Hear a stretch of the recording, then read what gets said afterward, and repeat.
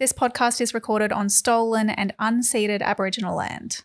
We acknowledge the First Nations and elders of this country, and we join their calls for justice. Merry Christmas, everyone! Ho, ho, ho! Merry Christmas, Emerald Moon. Not allowed to say that. Happy non-denominational holidays, etc. I think you're probably more likely to not be able to say Happy Festivus given how deeply cancelled Jerry Seinfeld is now. Yeah, I know. Oh, that one's... I mean, I knew his politics. I knew already, well, but it's not the he's politics. going over there. I mean, it's that, and it's the whole pedophilia thing. I think that's also... Well, yes, that was also an issue, I suppose. Yeah. I will not accept. I saw some people saying Jerry Seinfeld has never been funny. I'm like, come on. I agree with... Yeah, when people that's a classic thing that people do now. They're like, they learn something bad about it, and they're like... I always thought they weren't funny. Yeah. I know. Bullshit. Everyone knows Seinfeld's a bit funny. A little bit funny. I wanted to kick this episode off with a story. This is from a few weeks ago. This is from the start of December, but we just haven't had a chance to cover it as the journalists that we are, and I think we really should because it's really important and funny. Okay? Yeah. Do you remember Victorian Senator David Van? How could I forget? This is the guy who in November 2021, there were claims that he made growling and dog noises at Senator Jackie Lambie as she spoke during question time. Sounds like a great guy. Yeah. Good guy. He apologised for interjecting, denied that he made growling noises though. Okay. He rejected that characterisation, I suppose. In June of this year, he was accused by Lydia Thorpe and Amanda Stoker of sexual misconduct. He denied all the allegations, but Dutton did expel him from the Liberal Party, and so he moved to the crossbench. He was no longer in the Liberal Party. Yeah. Well, this story came through a few weeks ago. We haven't talked about it, and I'm just interested in your thoughts. Okay. Senator Sixpack David Van used official Instagram to chat up women. Sorry, I'm gay. I can't say that properly. Yeah, you don't. So chatting up women is when you're attracted to a woman, What? and you want to speak to her to let her know and maybe get her to sleep with you. That's weird, you freaks. Yeah. The former Liberal senator, being courted by Labor for his crossbench vote, used official email and Instagram accounts to flirt with women and pitch the services of his private PR business. Leaked screenshots and emails show. This masthead can reveal Senator David Van's use of his official social media I'm really accounts. sorry to interrupt you.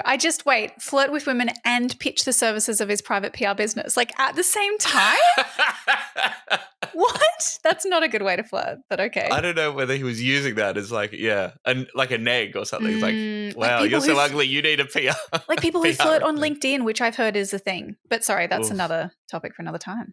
This masthead can reveal Senator David Van's use of his official social media accounts to message women using terms like babe and hun raised alarm in then Prime Minister Scott Morrison's office in 2021, prompting senior government figures to counsel Van to behave appropriately. Mm-hmm. Babe and hun. So he's acting more like a 50-year-old woman messaging these women than someone who's trying to hit on them, surely. Yes, or a drag queen. Yes. Or twink of some kind. Yeah. Hey, babe. Hey, babe. In a message to a cooking influencer with 21,000 followers in 2021, Van wrote, "Hey, darling, here is my Senate page. Appreciate it if you can push it hard to your friends, especially the shot of me in the shorts, and give it the hashtag Senator Sixpack." This is what I do need someone to unpack for me, because I'm like, this is not hitting on her, right? He's just being really thirsty for likes. He's not being thirsty for her. I guess it's such a weird thing to say. Or is it like if he points out this picture, then she will go and look at the picture and be turned on? Is that the idea? I guess there's an element, there's a sexual nature to this and the idea of wanting to be known as Senator Sixpack and posting. I mean, the fact that he posted images of himself and a shirt on his own Instagram. You've put the picture in here for me to peruse. I have, yes. And yeah, it's not my style. His arms aren't big enough, I feel. But, and I mean, is that a six-pack? I'm not sure. He's at some sort of resort thing. He's also he's put a dank filter over it, which is really, really ruining it. But also he's bald. The real David Van is bald, but he's wearing a cap there. I reckon he looks a little bit like George Michael in this particular shot. He's got kind of like a peak George Michael kind of vibe in this one. Right. But look, far be it for me to criticize anyone else's stomach. But as far as six-packs go, that is the most like entry-level six-pack. Like it's just tipped over to something that you might potentially describe as a six-pack. We've spoken about Nick Demetto of the Katter MP in Queensland, right? Remind me, is he the Hoon guy? I think he is the Hoon guy, yeah. If we may have spoken about his Instagram before on the show, but folks can just go check out Nick Demetto on Instagram for a real, real bod. Hashtag, I don't know. Oh, he's ripped? Oh, yeah, I think he used to be a bodybuilder. Okay, all right. Yeah. Well, 6 days later, he messaged the same woman, the cooking influencer, "Hey, doll, can you put a comment on that post of mine with the hashtag Senator Sixpack?" So he went back. He went back 6 days later. Doll. And it's like, David, Senator Sixpack is not a thing. Stop trying to make it happen. Stop trying to make... Yes. Wow. Oh, In a separate private conversation on Instagram in 2020, a woman who wrote to Van, "You are a hot-looking man. Hee. Did you just have a stalk of my profile?" Because he's obviously gone through and liked a bunch, surely. Yes. Yeah. Yes. Although he says, "Not a stalk, was just trying to follow you back." No, that's not. No. Call me if you like, and I will see if I can help. Help with what? Look, I mean, we love a senator that proactively offers support to his constituents. Slay. Talk about the Greens, that bunch of idiots. The Greens get way too good a run in the Australian media, way too free a run. Oh, dear me. Imagine being excited to see Adam banned. What is wrong with these people? We're stuck with the hosts of Chapo Shithouse podcast. Serious danger to Australia. All right, let's do a show. Okay. Let's talk about the news and politics. What is this? What show are we doing? Oh, I think it's called Serious Danger. Is it an official Greens Party podcast? Nope. And yet it's about green politics in Australia. Mm-hmm. I'm never going to understand this. It's made possible with the help of the Green Institute and produced by Michael Griffin, though, right? I believe so. I can confirm. Yeah, cool. Well, I'm back. Hashtag Griff Sixpack. Hashtag Griff Sixpack. Mm-hmm. Let's get it trending, dolls, darlings, huns, and babes. It's Christmas Eve, a very lovely time for not many people, I actually think. And so we're checking in on some lovely stories like Anastasia Palaszczuk's resignation from Parliament, because Tom insists that as a Queenslander I should have something to say on this, so we'll see. You have thoughts. You have takes. I'm like, but I don't really have any interesting ones. Well, no, I do. Sorry. Please keep listening to the show. I've got really interesting takes. Fucking good hook. And then, I do. I've got insider information. And then we're talking about something that I feel like we've been wanting to talk about since the start of the defamation trial. This is the Bruce Lehrmann's defamation trial against Network 10 in relation to the story that they did with Brittany Higgins, and her allegations that it emerged were against him. A wonderful, lighthearted Christmas show. Merry Christmas, everyone. Yeah. How was your break? How was your time off? It was good. I was away for a week. And I actually shortened it. I was just by myself driving around Aotearoa, New Zealand. And I'm glad I just did a week because I got a little bit bored by the end. But it's very beautiful. Well, did you go see Chloe Swarbrick, friend of the show? Well, she's on the North Island. I was on the South Island. Oh, okay. So no. Next time. Next time, yeah. She was busy. Don't know. Well, thanks very much again to Lila RPG for filling in for me when I was away. Yes. And big thanks to Steph Hodgins-May for co-hosting Thank while you. Emma was away last week. We appreciate it. And thanks as always to our wonderful patrons. Thanks to Elizabeth who signed up to support us at patreon.com/seriousdangerau this week. You can support this show, become a patron for just $3 a month. You get bonus contents every fortnight. We released a Patreon episode this week on intergenerational warfare. Millennials v Boomers. We finally solved it once and for all. Tom's representing... And interrogated as to what am I... Yeah. Ironically, Tom's representing millennials and I'm representing boomers, I think. You're very pro-boomer. That was a really great conversation, so if you want to listen to that, plus the whole back catalogue, just go to Patreon to support the show.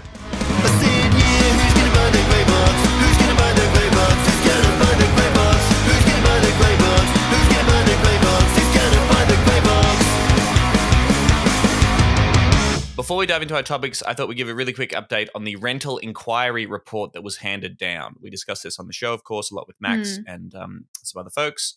This is the first ever National Senate inquiry into the rental crisis that the Greens secured earlier this year. As part of the HAF negotiations, as people like to say. negotiations. That's right. We got the inquiry out of I'm pretty that sure. particular period, right? I mean, That was it's one of probably the wins. government wouldn't say that it was part of that, but I feel like course. it was one of the concessions. Yes. It was conducted by the Community Affairs Reference Committee, which is chaired by Greens Senator Janet Rice. You got Maureen Faruqi and Penny Allman-Payne on that committee as well, plus some other losers from the other parties. We were encouraging people to make their submissions too. I made a submission to the inquiry. I made a share your submission. experience as a renters. You made a submission as well. Apparently, there were 16,500 submissions, which, according to That Max is Chandler a lot. Mather, makes it one of the biggest inquiries in Australian history. That is a Yeah. lot, isn't it? Yeah. I guess there was a simplified way to make a submission, and in the report, it constantly says this simplified submission process, which seems like a kind of a dig, a little bit like, That is, oh, isn't we got it? lots of through a simplified process, but who gives a Whatever. shit? Well, the committee's final report was handed down last week, and so we thought we'd just run through it very quickly. It's not going to make you happy, dear Serious Danger listeners, I'm afraid. We're not. It didn't fix It's everything. not fixing. Oh, great. It was titled The Worsening Rental Crisis in Australia. They had an interim report a few months ago, but this final one was focused on that, looking at the experience of renters, rental affordability, rent controls, and renters' rights. And as Max Chandler Mather summed it up in an email he sent out to supporters this week, unfortunately, after reading the submissions and hearing the testimonies of thousands of renters across the country, Labor has once again chosen unlimited rental increases and to prioritise the profits of the property industry and banks. Well, that's true. So, but does that refer to the government's response to the report itself, or is the report not good? Because the report isn't Labor, in theory. Was the report any good? Did the report have any good recommendations? Well, presumably Max is referencing the comments from the Labor senators on the committee. And so basically, Okay. yeah, the report basically lays out, here's what we heard as a committee when conducting this inquiry. And then there's a summary. And of course, Janet, as the chair, she summarises and recommends we should do the Greens policies. The coalition summarise and say, no, that's wrong. We shouldn't do any of that. And it's all about supply. Yeah. And the Labor goes and going, we're doing really well. And Yeah. this is a great endorsement of what the Albanese Labor government is doing when it comes to housing. So good. Love these processes. Ooh. Very quickly, some highlights that I think will make you particularly angry. I'll be interested in your thoughts here, Emerald. Okay. A number of rental property owners and their representatives argue that meeting the accommodation needs of all sectors of society should not be seen as a function or responsibility of the private rental market. For instance, the Real Estate Institute of Queensland submitted that the moral debate of whether all Australians are entitled to secure housing is justified. There's a debate about that. The Yeah, let's have a debate is justified. Okay. However, it is unreasonable to expect private investors to place themselves in financial hardship in order to house others at their cost. Respectfully, we do not consider it the responsibility of private investors to provide social housing in Australia. That responsibility lies with the government. Now, But I Tom, think that's they're very right. interesting. They're Well, right.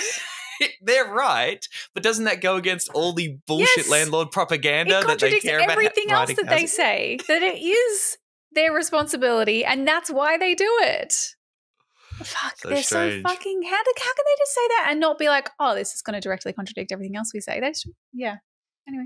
We love providing housing except to poor people. Yeah, Yeah. You guys do that.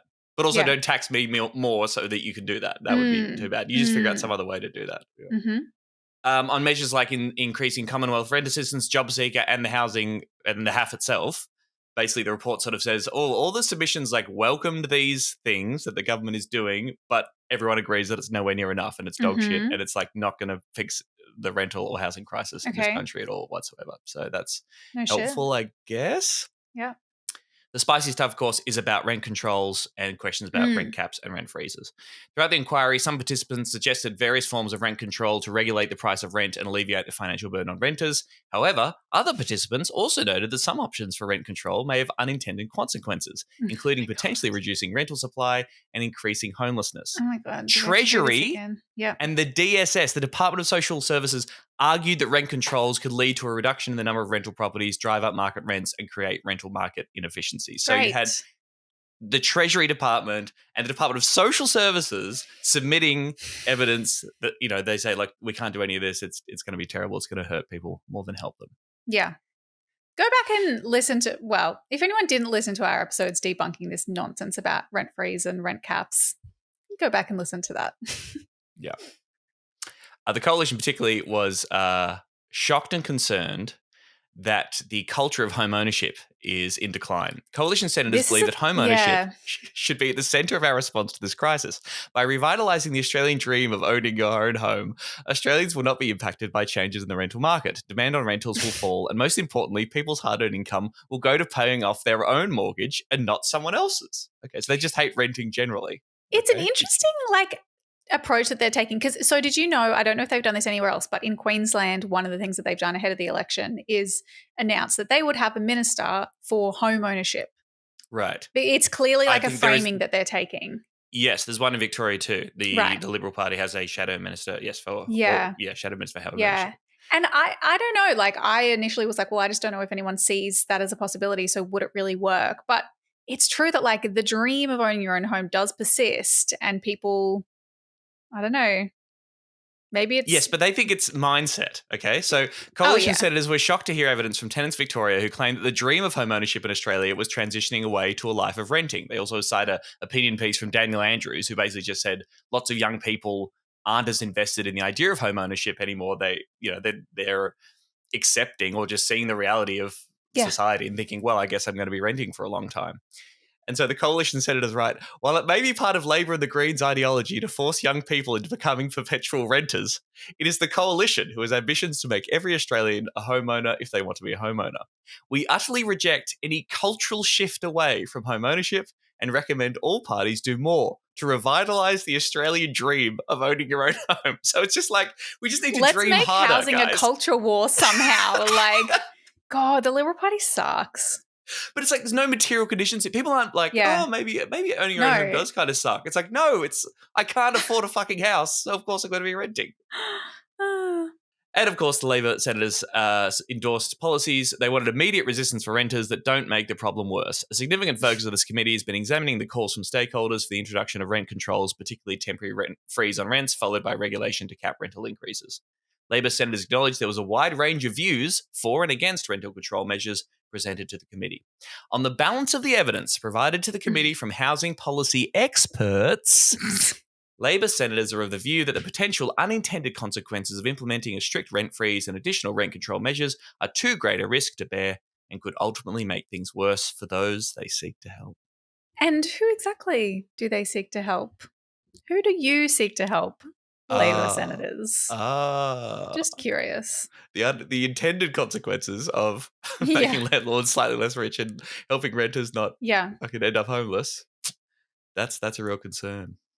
So as I say, Greens say, let's do Greens policies. You could have written the conclusions of all these senators before you had this inquiry, in my opinion, my particular view. What is the fucking point? I mean, I know a couple of weeks ago you were talking about this inquiry the Greens have now got into supermarket price gouging. I don't know. I just read it as all very depressing. And well, I do think that Labor MPs, when they're facing election, would look at the fact that there were 16,500 submissions on this and a huge groundswell in support for renters' rights and rent controls.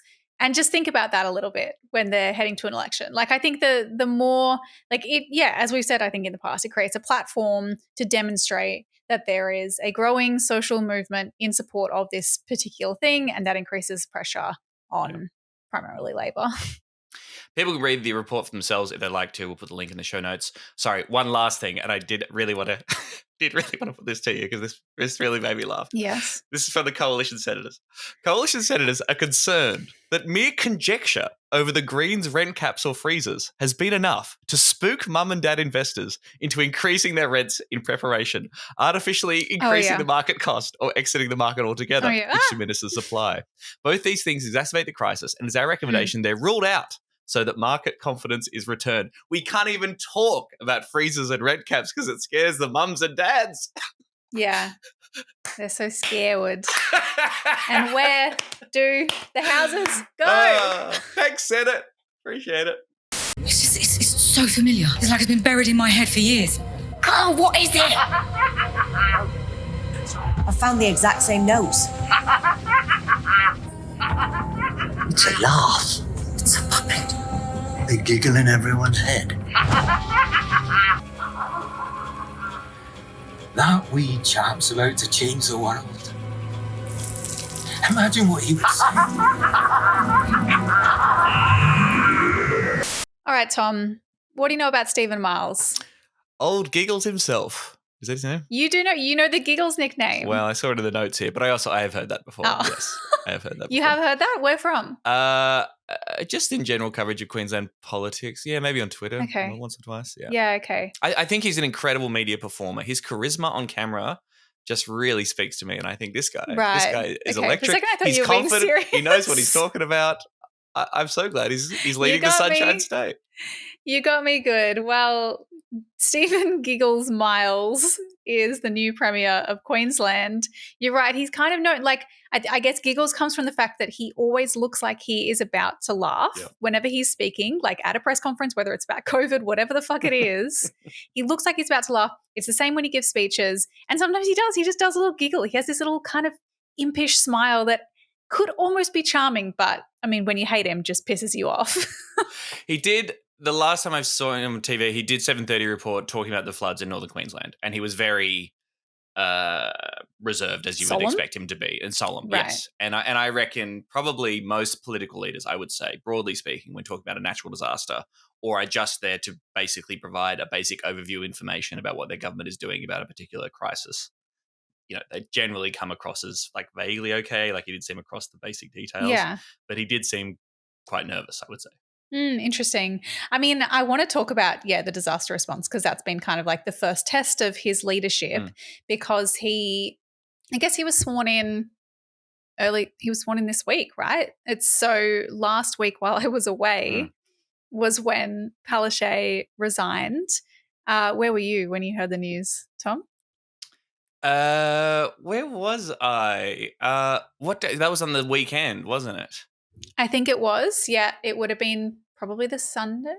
Yeah, I would have been Saturday or recovering Sunday? from the Meredith Music Festival. Ah, Yes. cute. Yeah.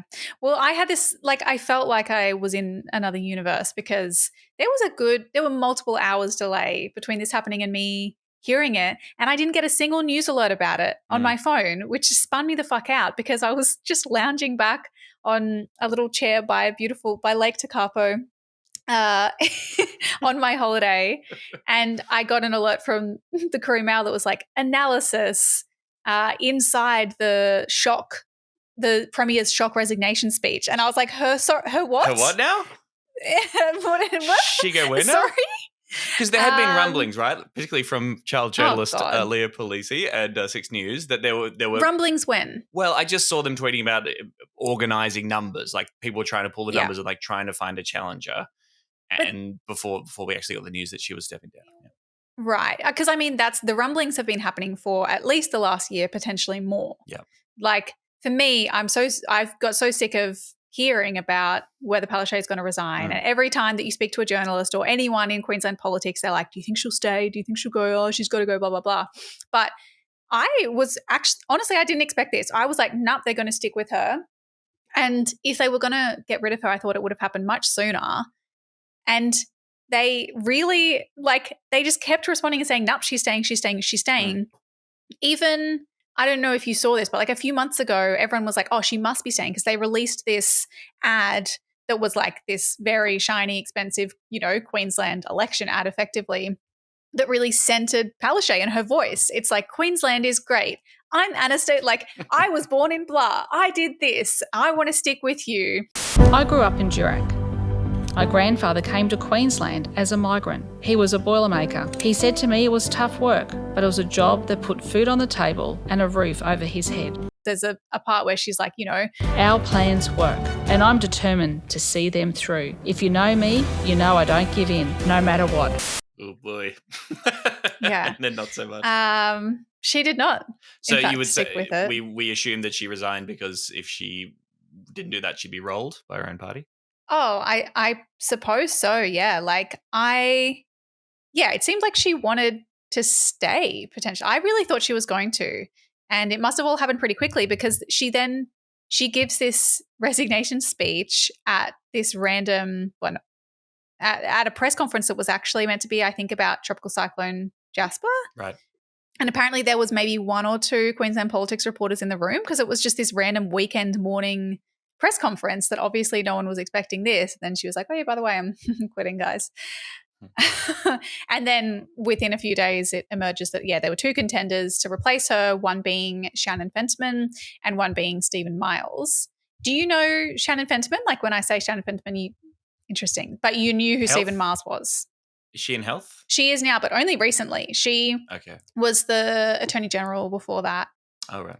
And like, I mean, she would be a much better leader in my view, but it's true. Like she's less well known because Miles was health during COVID, right? And I mean, he's deputy premier. He has, deputy premier. Yeah. Okay. Right. Yeah. Now, and they're both from the left of the party, in theory. Yes, and so I mean, I don't know how interesting it is to get into this. Like, there's been a lot of chat about the behind the scenes factional deals and wrangling and union kind of pressure and all of that to get Miles to eventually get the support of the party to be the leader.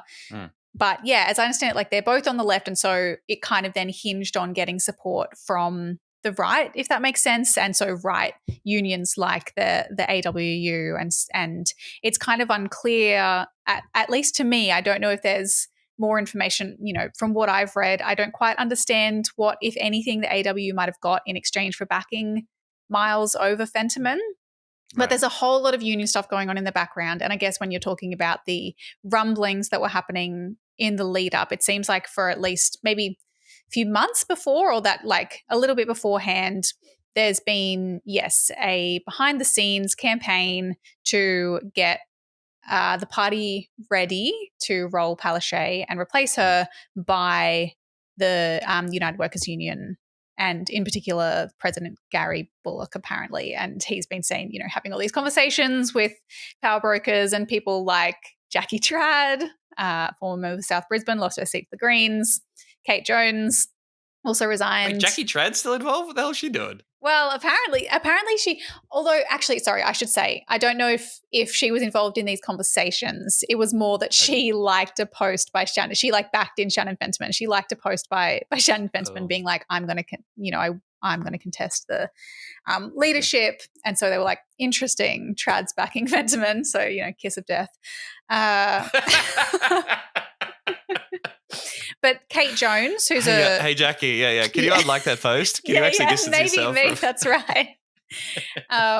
Kate Jones, who was, I don't know if anyone remembers, kind of a former rising star in Queensland Labor, and she resigned ahead of the last state election. She was in Cooper, which now may fall to the Greens, fingers crossed. And she was apparently involved in this kind of behind the scenes push. So it's very Labor. Okay. And the broader political context is state election next year. Polling, unpopular, long government. You got a real fight on your hands. It would. Oh yeah, I should perhaps. That's right. I guess I should zoom out. Yeah, a strong belief that Labor will have to pull out something special in order to get another re-election at this point. Yeah. So the election is in October next year. Labor is very much slipping in the polls. Palaszczuk is unpopular. I would say there definitely has been a very concerted News Corp campaign to paint the picture of Palaszczuk as an unpopular premier. I think it's been successful. I think it's true. People really don't like her. She comes across as like super arrogant. She's got that name, the accidental premier, because no one really expected them to win when she became premier, and then she stayed on all this time and led Queensland through COVID, was likely one of the big reasons that they won last time in 2017. 2020. But now, 2020, right? Yes.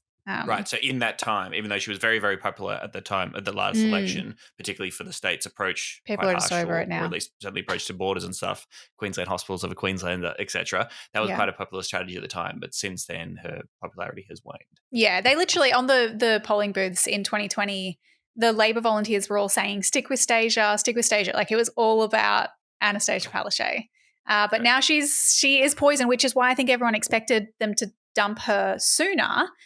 But I suppose, I don't know, the year out, it's as good a time as any. I don't know if this will help though. Do you how do you think people view a political party changing its leadership? If she is so unpopular, do you think people are really going to be like, oh, they got rid of her, so maybe I'll consider them now? I don't know. Well, yeah, I mean, does your average voter care too much about the backroom dealing? Because if they're across this news at all, the first impression you get is, well, it was her choice. She's decided to resign. She's resigning from politics as well. She's stepping down from she's resigning as the member for Inala Yes, as well. There'll be a she's leaving by-election for that politics, next year. yeah. So she's leaving politics completely. How many terms? 3 terms? Yeah, must be. She'll have 3 terms all up. So, at least if you're not following politics that closely, you'll be like, oh, she's called it, she's resigned. Daniel Andrews just did the same thing too. He just won an election. So I don't know whether they'd perceive it as the Labor Party getting rid of her. And in fact, the Labor Party can, I assume, be like, hey, thanks, Anastasia, thanks for everything, off you go. It can be nice and clean, as opposed to an actual leadership role if she didn't actually want to leave, which all gets very public and messy, particularly as you're going into an election year. I mean, I think that surely the average person would see it as, the Labor Party making a decision to get rid of Palaszczuk because they see that she's unpopular. Whether that satisfies them, I think, is another question. And it is like, I do think that surely people find, we know, right, that people find all the leadership changes frustrating, annoying, particularly, when they've happened at a federal level. And to have members and ministers stand up time and time again and be like, nope, we're sticking with Anastasia, this is the way it's going to be, when like they're lying. There's a clip. There's this story from a few months ago when Palaszczuk was in Italy, and this was the whole thing. The Courier Mail was like, she's in Europe. Oh my God. Oh yeah. And Stephen Miles was the acting premier, and Shannon Fenderman joined him at this, press event. And there was all this speculation, like these are the 2 potential people to replace Palaszczuk. Going back and watching that is very funny in retrospect, because, Stephen Miles stands up and he's like, the Premier is determined to lead our united team to the election next year, and I've got no doubt that's what will happen. The Premier continues to deliver with the whole of the team. It's like, oh. I guess, but it provides cover. If it was reported widely as Anastasia Palaszczuk resigns, right? Because that is what happened. It comes on the back of the same thing happening in WA and Victoria. There is at least a relatively believable cover story that, like, she's called it, she's off, and whereas if you're following politics relatively closely or even just casually, you'd say, okay, she saw the writing on the wall and decided to cut her losses and get out. Yeah. And then I guess the question is, so it's like, even, okay, if people are like, oh, Palaszczuk's just left and, Miles is replacing her, but whether that would actually have an impact on the election outcome and what people think of Labor, I think that they've seen a slight boost. Like, I think that since her leaving and being replaced by Miles, people have liked it a little bit, but is it really enough if Labor just keeps being Labor?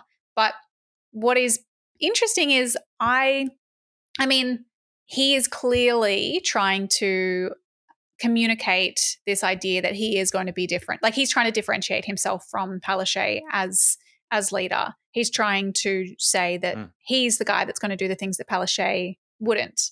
And I was like Palaszczuk from the right? Yes. Oh, yes. She's from the right. She was from the right.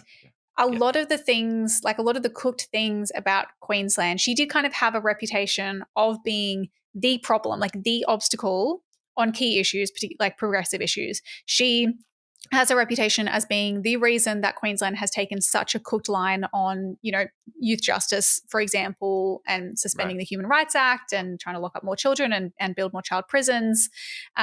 She, as well, like, she does not understand climate change. I think until recently did not understand the difference between, an emissions target and a renewable energy target. Like, she literally she's very shit on those issues and everyone knows it. And with her out of the way, seriously, it's like, well, maybe Labor could be a little bit better. And Stephen Miles in particular has a reputation as a bit of a, as a progressive Labor MP, non-oxymoron. You can't even say it. I can't. I know. Well, I know, particularly, and there's been a lot of focus about his focus on climate, Yeah. right? I mean, he does the Al Gore course in 2007 or whatever. I think he does the Al Gore the Climate Reality Project Leadership Program.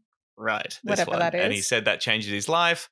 And he has certainly, at least since taking over the job, laying out his ambitions to be more ambitious on the question of climate. Yeah. That's been certainly part of his pitch. Yeah. Is that good? Is there much to that? Should we be excited about that? What's the deal there? To be honest, so Queensland's emissions reduction target up until last week when Miles took over was 30% by 2030. So on par with the former Morrison governments, which was 26 to 30% on 2005 levels by 2030. For context, the Greens policy is 75% by 2030, for net zero by 2035. Miles There's also the policy of the Climate Council as well, too. So yes. pull that That's out of our right, I asses. should say, That was actually yes. based on the experts and stuff. The Yeah. Climate Council that kind of almost immediately gave up on that Yeah. account or pushed into a government to reach that, even though that's what the science says. But anyway, that's where we pulled that particular target from. Yeah. And so, but I think everyone knew, like post-federal election, everyone has been expecting the Queensland government to upgrade its emissions reduction targets. They released their energy and jobs plan, which has a bunch of better, renewables commitments, like some pretty impressive stuff, which I think we spoke about on the show. But we knew the emissions reduction change was coming. I thought they would probably align it with the federal, which is what, 40-something pathetic, right? By 2030, like 43%. I can't even remember anymore. 43. I don't remember. Yeah, raised it from my mind. 43%. Well, by wet lows. Queensland Labor Miles has come out with 75% by 2035. Like that's kind of significant for Queensland in particular. Like Queensland is a high emitting state. 75% by 2035 that is significant, I think. It's obviously, no, it's not enough. It's not aligned with what the experts are saying, but it's almost close. The big problem is, of course, they continue to approve new coal and gas mines, and that will fuck over our entire globe, because that's not included in our domestic emissions reductions or emissions targets, etc., because it's going to be burnt overseas, so it doesn't count. That's the big question when it comes to climate. But it's a significant signal. And the other thing that Miles did, which I think maybe got less reporting, is like probably his last act as the planning minister before he moved into the premiership was to reject this Clive Palmer coal-fired power station. Kind of this technical reason that he could reject it as a planning minister. He had call-in powers. He'd called it in years ago. It actually had been sitting on his desk for years and years. The last day that he has to approve or reject it, he rejects it right before he moved, like right after he's announced that he's going to be the new premier, or we learn that he's going to be the new premier. So that's significant as well. Like clearly, I mean, he's doing stuff. Okay, that's good. Yeah. I mean, pitching a lot of this, like, I want to be the premier for the city and the bush, and I want to work to bring rural and regional communities and help them with the transition, I suppose. So I guess in places like Gladstone and stuff, it seems like he's invested in that idea of bringing communities with them and helping them in that green transition as much as possible. But I mean, that's stuff that the government's already been doing with their energy and jobs plan, I would say. Like, I think him spruiking that, obviously, yes, is part of the new image that he's trying to paint. That's not new, though. Their energy and jobs plan actually has a bunch of good stuff around transitioning energy workers. What it doesn't have is anything around transitioning resources workers, and as we stop approving fossil fuel projects. So that's the problem. But it's clearly them acknowledging that the Greens are a threat in Queensland. We know the Greens are a fucking threat in Queensland. Like, it is in every story about the state election in 2024. Is how many seats are the Greens going to pick up? Are they going to be in the balance of power? How does this impact Labor in particular? Are they going to be allowed to sit in Parliament? These are the questions being asked. Yes, that's right. Can we just kick them out? Is there some rule we can write that says they're not allowed? Can we build a separate little Green Parliament that doesn't do anything? Yeah, and they could just chat amongst themselves and care about things. A Green's voice to Parliament, perhaps. Climate, obviously, is an issue that's associated with the Greens. Another thing that the Greens have been campaigning on a lot is the 2032 Olympics, and in particular, the proposal to demolish and rebuild the Gabba Stadium at a cost of $2.7 billion fucking dollars. Makes that would sense. result in also the demolition of East Brisbane State School, the loss of that school completely for that community, loss of a local park, etc. Deeply fucking unpopular, and the Greens have been going really hard on this. The other first thing that Miles does as the new premier is ditch the Olympics related portfolios. Anastasia Palaszczuk had created the minister for the Olympics and Paralympics and made herself, she was that. His new cabinet doesn't have the Olympics portfolios. And he said, quote, "We're going to pause on the projects." This is when asked about the Gabba redevelopment. "We're just going to have a review. We're going to take our time to consider that, and we're going to set up an independent authority." So there are some moving parts that we're going to reflect on as a new government. Clearly trying to distance themselves from this project, right? Yes. Love to see it. It's so fucking blatant. This is a government that was like, oh my God, the Olympics is the best thing that's ever happened to us. They would not shut the fuck up about it. They created these new portfolios. And now they're like, seems like maybe people don't like this. Maybe people will vote for the Greens. Don't like that. and they're distancing themselves from it. And it's not just Labor, though. I don't know if folks saw this as well, but the LNP mayor just like a couple of weeks ago, Adrian Schrinner, also resigned from the Olympics organising committee over the Gabba redevelopment.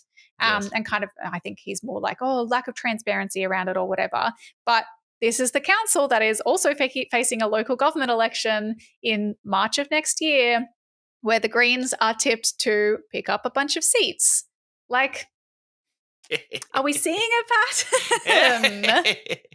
I did see a particular tweet about that decision. I believe from an account literally called ALP Shill, which says, love that one. The two major parties are the same. That the broke take is the two major parties are the same. Woke, the Greens and the Coalition are the same, pointing to the fact, retweeting the story that the LNP mayor had stepped down. And shout out to Elizabeth Thompson, as always, friend of the show, who said the federal Labor government was the first level of government to pull out of supporting these projects or whatever. But, go off, whatever you like. It's political now poison. It seems our Labor state government is sort of saying, actually, maybe this is not good. Because who the fuck thinks it's sensible to spend $2.7 billion knocking down and rebuilding a stadium for the Olympics in the middle of a cost of living crisis? Like, anyone in Queensland is going to look at that and go, maybe there are better things that could be spent on. It would be political poison, but I mean, it would be really interesting to see whether Labor actually ditches that project. Maybe they'll see how much in danger they are. I don't know. I'm sure they're weighing up their options, or whether they just make kind of noise about, we're considering it. And then they do a review and they go, actually, we looked at it and we decided, or KPMG told us again that it's a good idea. Yes, this independent review said it's actually good and we're great. Yeah, Deloitte says, actually, the new stadium is good and we don't need state schools. Who knows? But yeah, I don't know. Some interesting signaling of their priorities. I also think it's interesting, though, like things like moving the planning portfolio. They've given that to the housing minister, Megan Scanlon, which is clearly consistent with the way that Labor is approaching the housing crisis, which is just this thing of we just need to cut red tape and it's all about planning and new private development. That's going to solve the housing crisis. We just need to incentivize that. Yeah. The other thing is what I do think is smart is they created a new ministry for disaster recovery. And I mean, this is what I think we flagged earlier. We've seen Cyclone Jasper like ravaging far north Queensland this past week. Cairns has, really been suffering the effects of that. And that is what better test for a new premier than a natural disaster. And I think he's been doing pretty well. Like, he's been in all the right places. It seems like people are fairly happy with the government response beyond, people are always going to be like, why didn't we get warnings sooner, all of this. But there certainly hasn't been, I think he's done about as well as he could have. Yeah, sure. I mean, obviously I'm not saying that he would be grateful for this natural disaster, nor I think it's a good thing, but in terms of like a new leader, it is something of an opportunity to project leadership and strength, and it's sort of uncontroversial. You know what I mean? Like, it's just like people are just trying to help, and the government can do lots of things, and the need is very clear, and you can't get in too much trouble or take any kind of controversial view, because of course everyone agrees that we should support people who are facing the consequences of that natural disaster. So yeah, that's right. Like, it can be a very unifying moment for the state as well, which kind of like COVID, in those, after those sorts of incidents, people can tend to vote towards incumbents. Right. So it's interesting. I don't know if it's going to be enough to save Labor. Like, the polls are pretty bad. People are pretty sick of it. They've been there for a long time. The LNP are shit. And I mean, do you know who the leader of the LNP is? It's Chris Foley, right? Yes, you're right. But I don't, he doesn't exactly have a significant profile. Like, okay. I mean, I don't think that people are really going to be like, I really want to vote for David Crisafulli. I really want to vote for the LNP because of that leader. I want him to be the premier. People would be voting against Labor. And what is the majority? How many seats do they go? Oh my God, I don't know, too many. We've got 2. I know we've got 2. We've got 2. We've got 2. Not enough. 52 out of the 93 in the... yeah. Does that sound right? Yeah, that sounds right. Okay. Yeah, and then that's Labor. And then the because we've got 2, there's one Nation, 3 Catters, 1 Independent. Right. Well, good luck to all involved. I mean, I think, yes, as we say, we'll go into this, we'll talk about a lot in 2024, but Stephen Miles also has a reputation as a bit of an attack dog. As you say, he hates the Greens. Look forward to them punching left as much as possible, and I guess trying to present their green credentials and their supposedly more progressive credentials to try and diminish the contributions of the likes of Michael and Amy and any new Greens candidates who are coming along. Do you remember the drama of him allegedly calling Scott Morrison a cunt at the Labor Day rally? I'd forgotten about this until I was like, Stephen Miles moments. We talked about it, I think. We might have spoken about it on the show. And what did he say? It was just a slip of the tongue. It clearly was a slip of the tongue, but he'd said something about, Scott Morrison being somewhere, and that context, he says. And everyone, the crowd kind of goes wild. Yeah. Albo's here with us at Labor Day, while Scott Morrison's charging $5,000 a head to have dinner with him. What a contrast. Don't we need contrast? I understand I might have stuttered while speaking earlier and that some in the crowd might have misheard what I said. I want to be very, very clear that I was using the word contrast.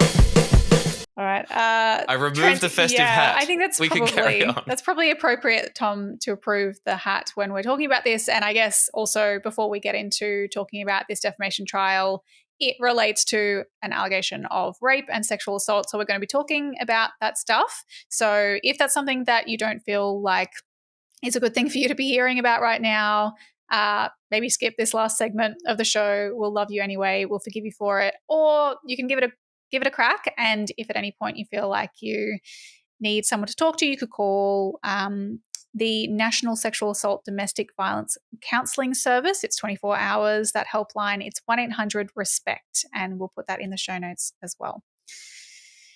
So we're recording this on Friday, which is the final day of Bruce Lehrmann's defamation trial against Channel 10. I think this is the day that they do all their closing submissions and say they kind of sum up the case. And this is in relation to a segment on The Project that aired back in 2021 where Brittany Higgins alleged that she was raped in Parliament House. It didn't, at the time, name the accused, but Bruce Lehrmann is arguing that he was identifiable and that Channel 10 defamed him. So yes. I'm also going to try and do this without opening ourselves up to defamation proceedings and getting sued. So we'll be using the alleged. Please do. We don't have enough patrons to cover a court case. No. And we don't want anyone to firebomb our houses either. So just God, watch yeah. It. All right. Yeah. Fuck, that was crazy. Have you followed the Bruce Lehrmann, Brittany Higgins stuff much? Well, yeah, it's been unavoidable. I mean, and it has obviously been going for a very long time. The original case, the movement, the sort of the resurgence of the Me Too movement, particularly focused on the culture within Parliament, was a very big deal. And yes, the initial case that got up that then fell apart, which seemed like an absolute shit show. And maybe this is all in your summary you're about to jump into. But I mean, yes, it's been everywhere, and we haven't really touched on it in the show. A, for cautious legal reasons.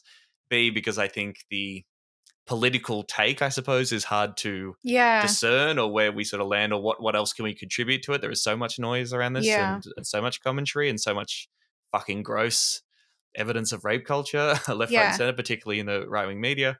So I've been very nervous, and I'm very glad that you're doing it. Well, I think, but I guess that's the thing. I have to admit that I haven't followed this story very closely, really only recently when I started seeing news about the defamation trial and kind of seeing evidence that's coming out as part of that.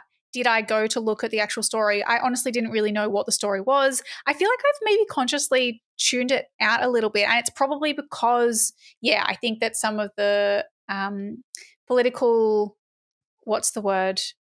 things that people have taken out of it, I don't necessarily agree with, or I'm not necessarily interested in those, and like this hyper focus on this one particular case. But I mean, it makes sense that this case got a lot of attention because it is salacious and it is really fucked. And I guess, for anyone who isn't across the kind of detail like I wasn't, a really brief summary. Basically, so in 2021, former Liberal staffer Brittany Higgins did this interview. It came out with news.com.au, but the big one is she did an interview with The Project saying that she was raped at Parliament House. She didn't name the rapist at the time, but ultimately he was identified as, the alleged rapist was identified as Liberal staffer Bruce Lehrmann. They were both working for Linda Reynolds. That happened in about August, so a few months later, before he faced court. where he pled not guilty. He denies the allegations. What Brittany alleged was that her and Lehrmann and a bunch of other staffers were at a bar in Canberra. She says things like that he was being handsy. There's kind of reports about maybe there was a kiss, maybe there wasn't. Brittany says that they ended up at Parliament after someone suggested they share an Uber home because they lived in a similar direction. Lehrmann has varying stories for why they ended up at Parliament, why he took them to Parliament.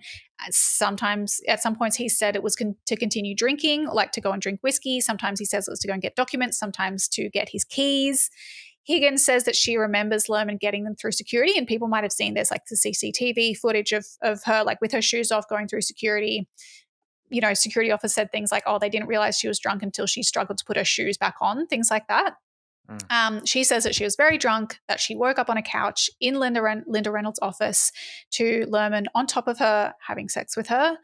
She says that, yes, so then Lehrmann left without Higgins, and security found her either naked or partly undressed. It's unclear.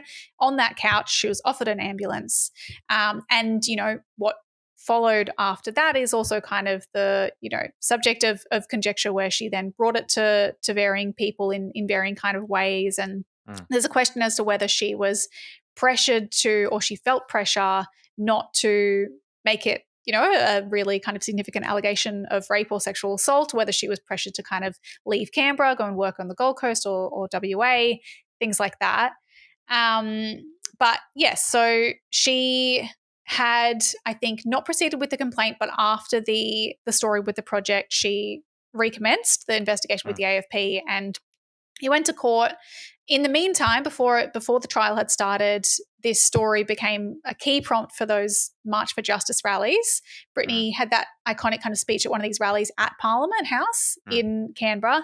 There was also, I think, the other iconic moment was the following year where she did the NPC address with Grace Tame. But the trial at the end of that year ultimately ended up in a mistrial because one of the jurors admitted that they'd gone and like done their own research. They'd sought external information, which the judge had said again and again and again, please do not do that. You can only rely on the evidence that's offered in the case. They did it anyway. It was a mistrial. It was going to go back for a retrial. But before that happened, Higgins said that she was going to drop the charges.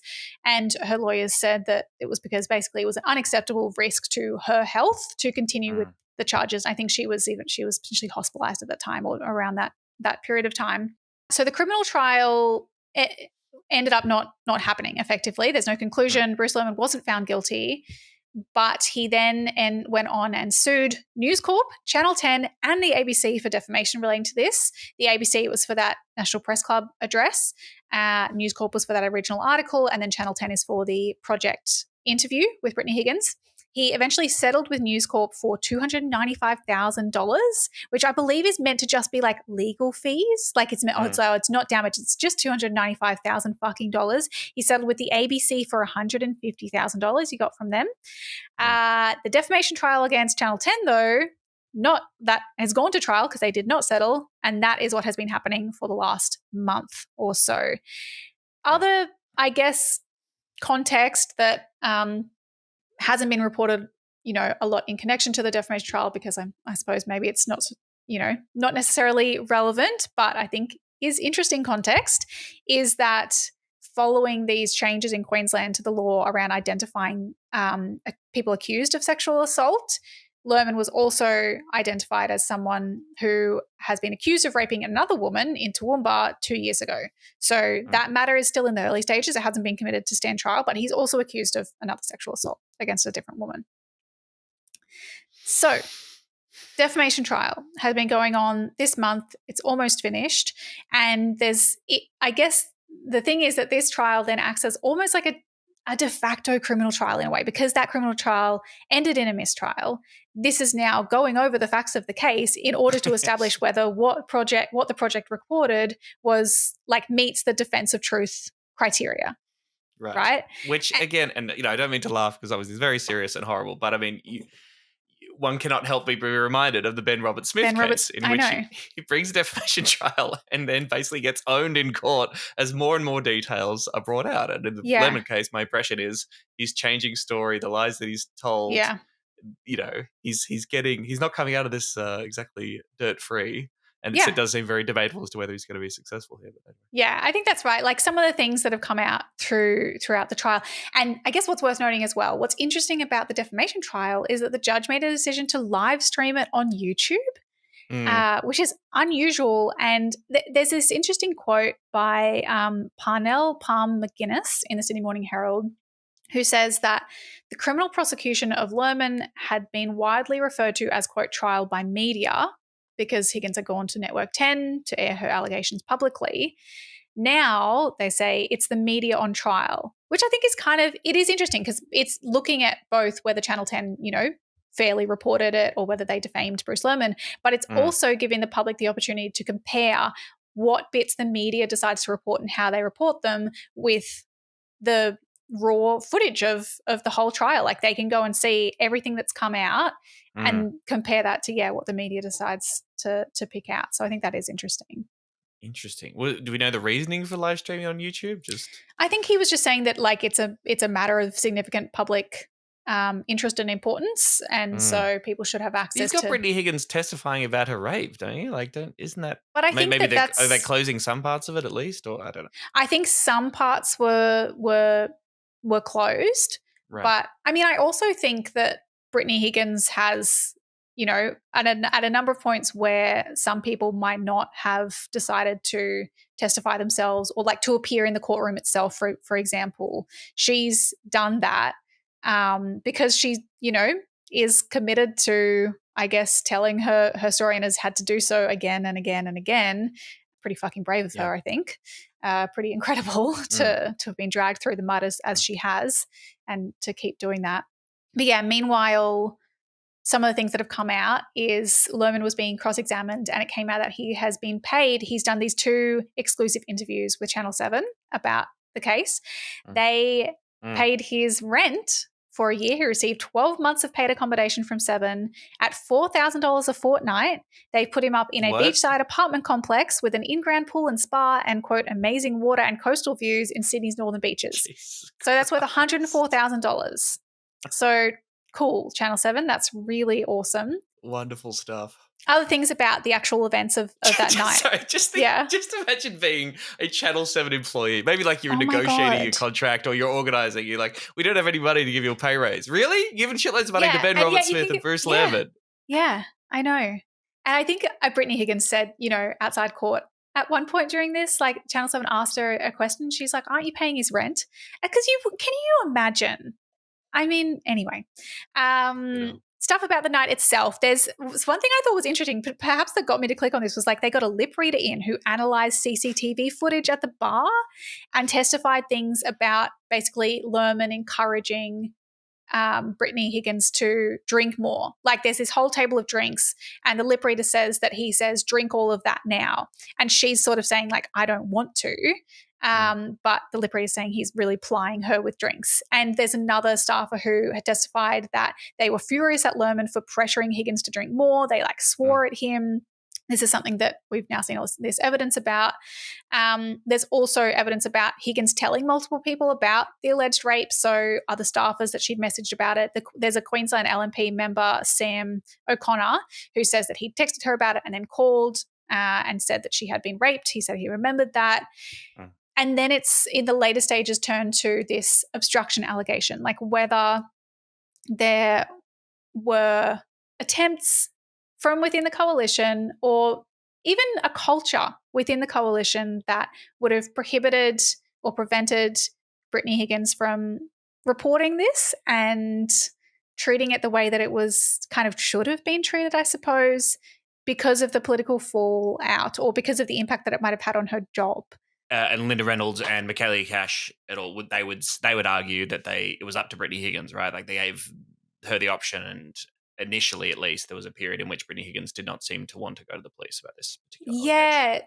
So there's this whole thing where I think the chief of staff, Linda Reynolds, chief of staff at the time, was forced to, like, compelled to give evidence, and she says that she felt actually pressure from above to report what Brittany Higgins had told her to police, but that she felt that was more about people covering their asses, effectively covering themselves, than concern for Higgins. And yes, she was like, I felt like it was up to Higgins to report it. Yes. I don't know. Yeah, like they're what people are more interested in here, or what's more important. Is it like, how did something like this come to happen? What are the conditions more broadly in a society that lead to something like this allegedly happening, or even culturally within the workplace of Parliament, or who knew what when and how they responded to it? And maybe it's all kind of the same thing. Well, it's been a sort of a feature of the Me Too movement and Me Too stories over the past, 5 or 6 years, right? As you say, the salacious details about certain incidents and sex gossip and stuff, which people have been attracted to and are somewhat naturally prone to discussing, right? There is a level of scandal there in which you want to know all the weird, freaky details about how fucked up Harvey Weinstein is, et cetera, et cetera. But I suppose also the attempt by progressive and left-wing people to think about these things structurally and to actually, critique them in a political, structural way so that you can, stop these kind of things from happening. I mean, the initial Higgins revelations, yes, started this whole conversation about the work conditions of Parliament, but what was very rarely missing from that conversation was how unionized are these staffers? How much power do their bosses have over them? Like, what are our labor laws like that would actually prevent these kind of things happen, or provide disincentives for people to exploit and abuse their co-workers or their employees from a boss-worker relationship? That's what's always seems to have been missing in this stuff from my point of view. Yeah, because apparently, so the project story, like Higgins' story, came out after there was this Four Corners report about, I think it was called the Canberra Bubble, that was about a toxic workplace culture in Parliament, and particularly talked about like inappropriate relationships within the coalition. And there had been previous reviews into, I guess, that. I think that the March for Justice was calling for recommendations of previous like sex discrimination and harassment reviews to be implemented. But it was only after the Higgins allegations that the Jenkins report, which, as it's commonly known because it was held by the then Sex Discrimination Commissioner, Kate Jenkins, she led it, but it was the independent review into Commonwealth parliamentary workplaces, or Set the Standard. The Jenkins report was conducted, surveyed hundreds of people who work in Parliament House, got all of these, fucked up statistics, like apparently 33% of the people surveyed who worked there experienced some form of sexual harassment. Which that is pretty significant. And it's, like I have heard from so many people who work in Canberra in Australian Parliament that it is like a fucked up, there's just a culture of, drinking and I guess a lot of people working late, there's so much pressure. And it's the fact, I think, as well, like what might differentiate it from, say, Queensland Parliament or a state parliament is everyone is staying there and they're just like away from their family, away from everything for a week. But like how do you fix a culture like that? I mean, I guess the Jenkins report has 28 recommendations that are now the government's committed to implement. They have introduced this bill for like an agency that would advise MPs and their staff on sexual assault and misconduct allegations. They have delayed another one of the recommendations, which is the actual kind of enforcement body for that. So the Independent Parliamentary Standards Commission to investigate complaints and then sanction reps. Because at the moment it's under the Department of Finance or something fucked up, right? Yes, maybe that's right. Yeah, there's no actual kind of independent body set up for this. Do you have a sexual harassment complaint? Well, come talk to us at the Department of Finance. We're here to help. As if you fucking would. Yeah, but it's like, I mean, I don't know, and I haven't read the Jenkins report. Maybe it probably does talk about how, though, when you set up these bodies, how do you make people believe that if they make a complaint and go through those processes, it's not going to affect their job? Because there's, Brittany Higgins had said in these original interviews with news.com.au that she chose not to make a formal complaint. She said that was driven by her desire at the time to protect the Liberal Party and her, quote, dream job on the eve of the election. She said, "It was just about my job. If it had happened on a street corner away from Parliament, there was no doubt in my mind, of course, that, she would have reported it." But she was really young. She was, I think 24 when this happened, and felt that it would have affected her job.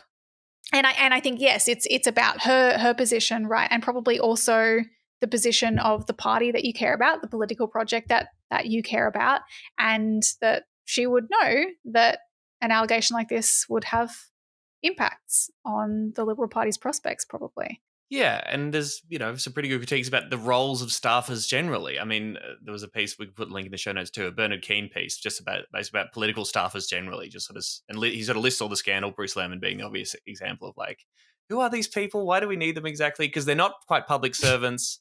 They're sort of beholden to the party. I think they're all right. Yes, well, you're the one good one.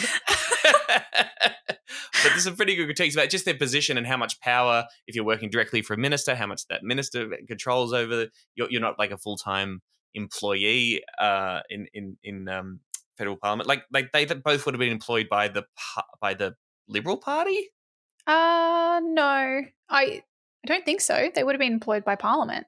They're employed by Parliament to work there. Okay, yeah. Anyway, the power relationships in terms of the reporting and that kind of thing. Yes, but clearly in these kind of incidents, people need someone else to go to, someone who's not an impartial body, an independent body that's going to be on their side, and they should also be members of their union, and their union should fight hard for workers' rights when it comes to sexual harassment, of course, yeah, too, which lots of other unions do a very good job of, and should be stronger and should be able to represent their workers in these kind of cases for sure.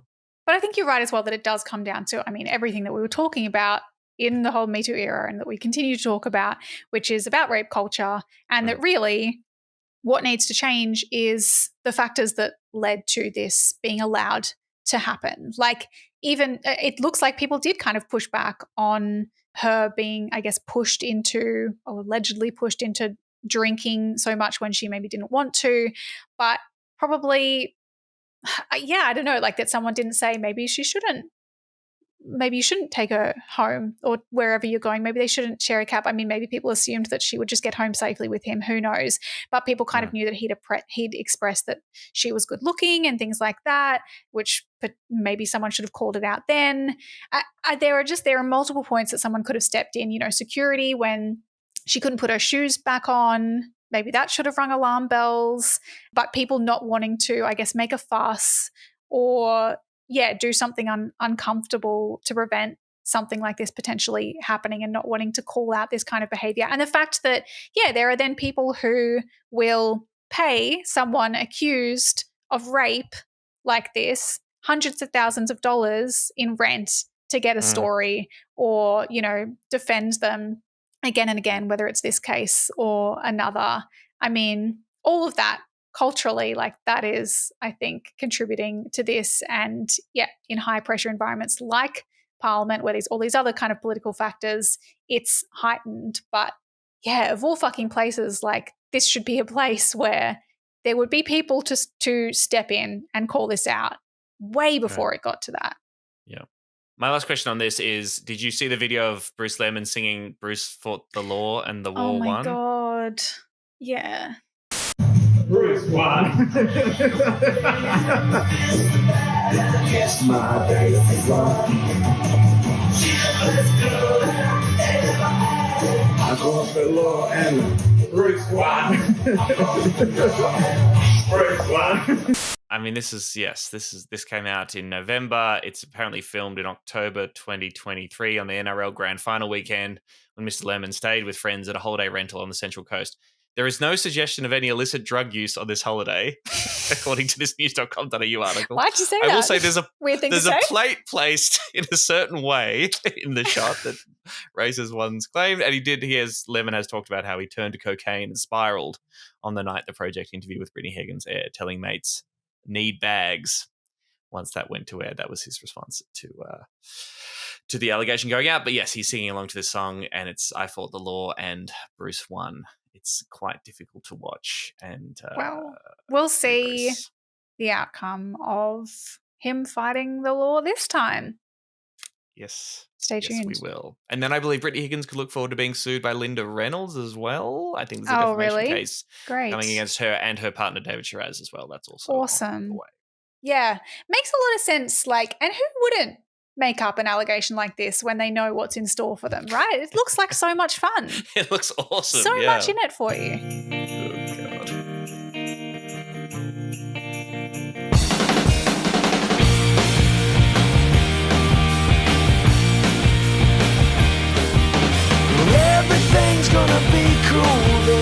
Everything's gonna be cool this Christmas. Everything's gonna be cool this Christmas.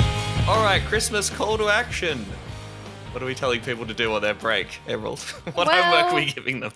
Not too much. If you want and you're at a holiday event with your family and someone says something cooked, you might like to respond in a way that maybe encourages them to think about their actions and their things that they're saying and rethink their assumptions. The Greens have a cheat sheet, but I think, you should check out the Greens, what is it called? Guide to Bullshit Conversations with Your Relatives or something like that. We'll put the link in the show notes. But Tom is giggling because he has another one in the ABC. The ABC one's lame. I mean, this is just Greens talking points, by the way. It's just like if one of your relatives says the Greens one, Labor has ended the climate wars, then you can give them the facts. Or we just can't fix the rental crisis, and then you can give them all the facts. So there's a little guide there. Yeah. It's good to have reminders, though. Or you could just play them excerpts from the Serious Danger podcast. You certainly can, indeed. Shh. And then hold your phone up. This podcast is recorded. Well, the ABC posted one too, like this classic article on ABC Every Day. It's like, 4 ways to diffuse awkward conversations this Christmas. And they talk to these experts, apparently, about the things you can say to relatives if they say something cooked. Miss Hutsey's 4 phrases for dealing with rude comments are, what an odd thing to say out loud. I'm surprised you feel comfortable saying that. Did you mean to share that with the group? Would you mind repeating that? Wow. So that's a good one. But she's saying that they work because they're sassy. Yeah, she says these sassy responses can help bring a bit of humour to a situation, which works well for some family dynamics. If at the Ballard family Christmas, there's witty repartee all over the place, people shooting each other down. Right. We're all vaguely online with politics, so it's not an issue. Psychologist Carly Dover says an alternative is to go straight to redirecting the conversation. If someone says something that offends you, you can always just say, yep, moving on. What do you think about the football?